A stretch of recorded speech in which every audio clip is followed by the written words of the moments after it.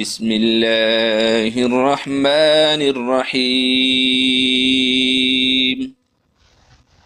منګه هو چونکی دا ټیم مخارج وایو د هر حرف چې کم مخرج دی هغه وایو د الف نواله تر دیا پورې دا حرفونه چې دي دا موږ ټول ویل دي او حروف هجا ته ویل شي. حروف هجا ټوټل سو دي، الف او په سو خبرې دي، په با کې سو خبرې دي، تا کې سو خبرې دي، دا بل کم ځای نه دا کیږي.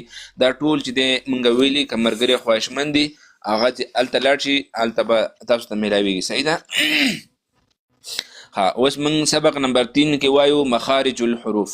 مخارج الحروف تقریبا منګه 11 مخارج ویل دي، هغه به تاسو ته زر ضروري ما چې بیا به ان شاء الله نوې سبق وایو. صحیح ده، ځکه مرګري به نوې دي نو دې چیز دکی. سبق نمبر 3 کې وایي مخارج الحروف. مخارج الحروف څه ته وایي؟ ما ته قاری شي وایي چې مخارج د مخرج جمع ده. مخارج د مخرج جمع ده. مخرج یو ته ویل شي، مخارج ډیرو ته ویل شي. صحیح شو؟ په دې کې ما ډېرې خبرې کړې دي. دا مرګري څوک په سبق کې وو کنو نو الته به تاسو ته میلاویږي. صحیح شو؟ نو اوس قاری شي ما ته وایي چې مخرج څه ته ویل شي؟ مخرج ویل شي د حرف د راوتو ځایږي ته، د کم ځای نه چې حرف راوځي، د کم ځای نه چې مثال د مرۍ نه راوځي، د خولې نه راوځي، د ژبې د سر نه راوځي، د ژبې د سیر نه راوځي، هغې ته څه ویلی شي؟ هغې ته مخرج ویلی. صحیح شوه؟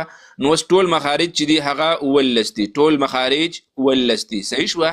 ټول مخارج څه دي؟ 11 دي. نو اوس ستا ذهن کې دلته که اشکال پیدا کېږي چې قاري صاحب ته موږ ته چې حروف هجا ټوټل 29 دي، دلته مخارج ټول 11 دي. دا ولې؟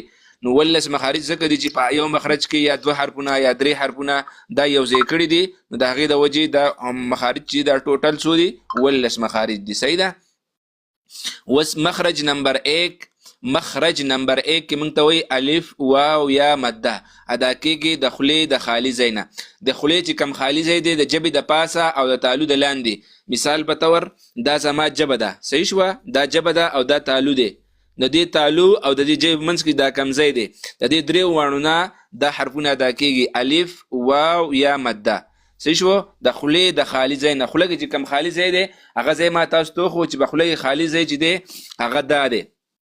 لکه مثال په طور دا زما شونډه دي، دا لاندې یو دا شونډه ده، یو دی دا غټه ګوته چې ده دا زما ژبه ده. صحیح شوه؟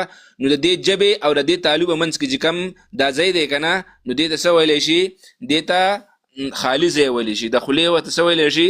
خالي ځای ورته ویلی شي. صحیح ده؟ دغې ته د خولې خالي ځای ویلی شي. نو موږ به کوشش کوو چې دا درې واړه حرفونه د خولې د خالي ځای نه ادا کوو. دا مخرج کو موږ ته یادو نو موږ به څه کوو؟ دا به موږ د خولې د خالي د ځای نه ادا کوو. صحیح